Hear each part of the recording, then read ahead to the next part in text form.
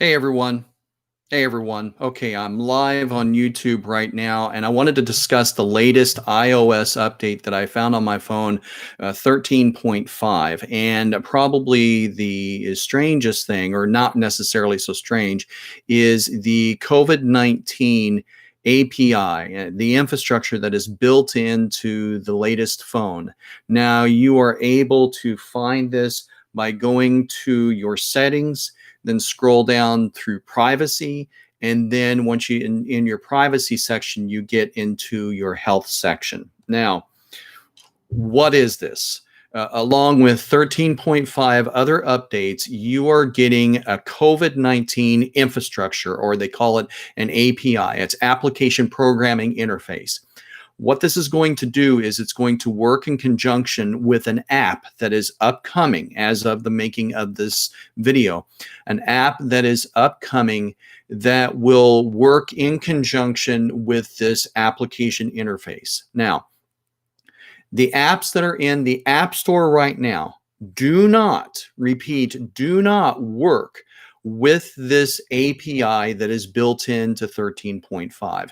You can download the Apple COVID-19, the thing from the CDC. You can download all matter of COVID-19, and it will not activate it. The control for tracking is grayed out. You cannot activate that.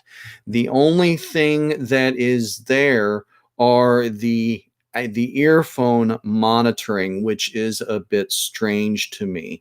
So if you can see down through here, and I'm going to go ahead and tap on the COVID-19 exposure logging, it is off. I cannot activate it because there is no application yet for this to be able to work in conjunction. I think that the headphone audio levels that are here, you can tweak around with that. Now, this is the strange thing about this that I don't understand. And if anyone can add any light to this, please do so. The measure levels through your earphones, that to me is a quandary. Your device does not record or save any sounds to measure audio levels. Okay, pretty straightforward. The health app measures audio exposure through the following devices, and that is your Apple EarPods. So that's the thing that's a little strange. Now, more about the application that's coming up. The application is going to be developed by the Apple Corporation, Google, which is a subcorporation of Alphabet, and the CDC. Those three, and maybe another company, probably FEMA or the White House, they are going to be working together to be able to create this app. And once that is available, it'll either be available for a download or it may just go on your phone in the latest iOS update. We don't really know at this point as to how that's going to work, but it's going to be available in some way, shape, or form as a download or will show up on your phone. No Joe Schmo developer out there can develop an app that will work with this API infrastructure, this application programming infrastructure or interface that is built into the phone. It is only through Apple, Google, the CDC, and whomever else is doing this. Those are the only ones that'll be able to do it. How it will work is once these apps are downloaded or installed, it will work in conjunction with Bluetooth. Now, let's say you have two people that have both of these apps and Bluetooth installed and latest iOS updates. Let's say that person over here has COVID-19. Person over here doesn't have it, but a signal is going to be sent to their phone, and it is going to say, hey, so-and-so has COVID-19. We are going to upload it to the cloud, or at least warn you. Now, the person who has COVID-19, along with this app, they cannot do any false positives. They can't just tap on the thing saying, I got COVID-19. You are going to have to go to a center, get tested, and the doctor or doctors that are there are going to be setting up a unique code that you'd have to input, or they would input into that app. And then it would say, okay, for an example, Robert Weimer, me, has tested positive for COVID-19. Once that happens, a unique identifier, not my name or anything like that, or address information or contact information, but a unique identifier is going to go up into the cloud. Now, what's going to happen then is it's going to access my contact information. Now, this is where it gets a little foggy for me. I don't know if those contacts are going to be automatically sent out an alert that me, Robert Weimer, has COVID-19. I really don't know. But more than likely what will happen is that information will be disseminated through the CDC and through the local public health administrations found in different cities and towns. So you will probably get a contact tracer appearing at your doorstep. But for the person who does not have COVID-19, they're going to get an alert, especially if you're in proximity with this app and this infrastructure.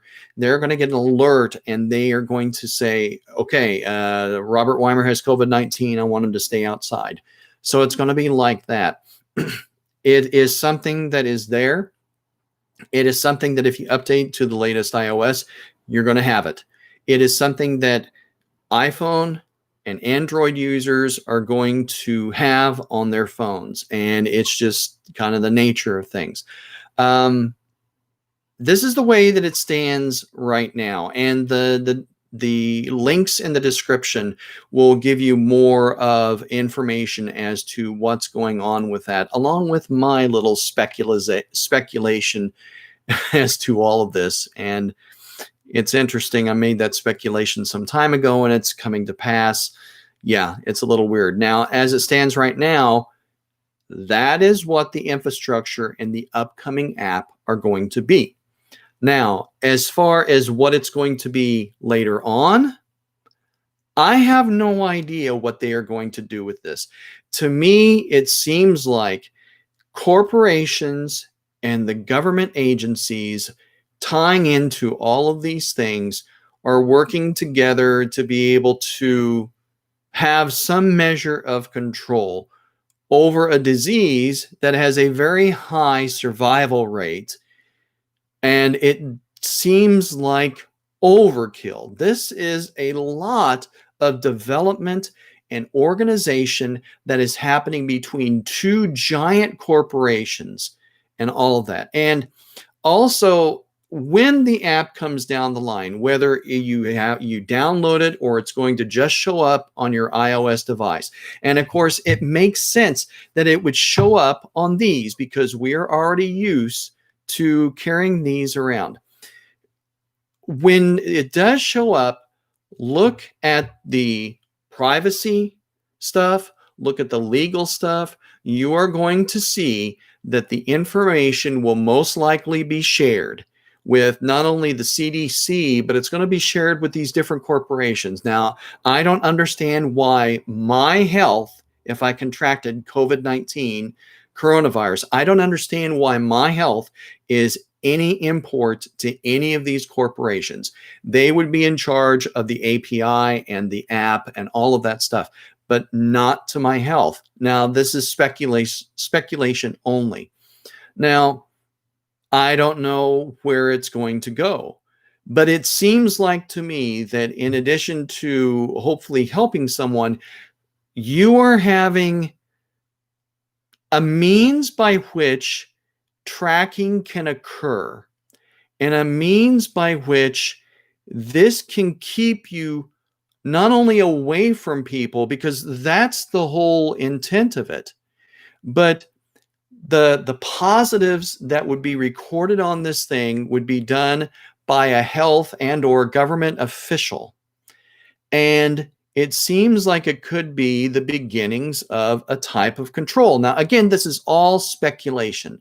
This is all speculation. As of right now, this is what it is on your phone. The app, what it's going to come up as is what it's going to come up. What it's going to be in the future, and who's going to have access to it in the future and how it will be used in the future is going to be something of a nebulous and, to me, somewhat nefarious thing. So be aware and go into it armed with information, not feelings. Okay, I'm out. Later.